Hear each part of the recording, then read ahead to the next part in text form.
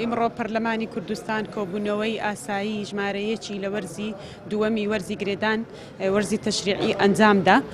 تیایدا حەوت پێشنیازی یاسا خوێندنەوەی یەکەمیان بۆ کرا بۆ ئەوەی ئاراستەی لیژنەکان بکرێ و هەر حەوت پێشنیازی یاسایەکە ئاراستەی لیژنەی تایبەتمەند و لیژنەی یاسایی کرا بۆی کاری لەسەر بکرێت.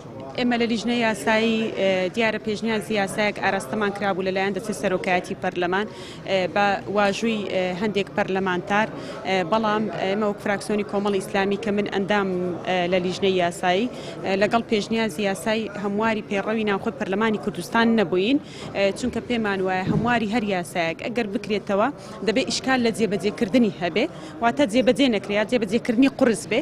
ئەم پەیڕەوی ناوخۆی پەرلەمانی کوردستان ئەگەر بە هەمووی لێکی بدەینەوە کە ئێمە پەیڕەومان کردو کارمان لەسەری کردووە تەنها 5 مانگ بۆ 6 مانگێکە، 5 مانگ بۆ 6 مانگ بەس نییە بۆ ئەوەی خەلەلەکانی دەستنیشان بکەین و تا تەشخیصی بکەین. بۆیە پێمان وایە دەبێت ساڵێک 2 ساڵ ئێمە ممارەسەی جێبەجێکردنی ئەو پەیڕەوە بکەین، ئینجا بڕیار لەسەر ئەوە بدەین کە ئایا پێویستی بە هەموارە یاخود پێویستی پێی نییە. بۆ ئێمە پێمان وایە ئێستا زەرور نییە هەموارکردنەوەی پەیڕەوی ناوخۆی پەرلەمانی کوردستان. زۆرێک لەو پێشنیازی یاسایانە زەرورن کە پەیوەندیان ڕاستەوخۆ بە بار و گوزەرانی خەڵکەوە هەیە. لە کۆبوونەوەی دووەم واتە خوێندنەوەی دووەم بۆ پێشنیازی یاسای هەمواری پەیڕەوی ناوخۆی پەرلەمانی کوردستان ئێمە سەرجەم سەرنجەکانی خۆمان لەناو هۆڵی پەرلەمان دەخینە ڕوو.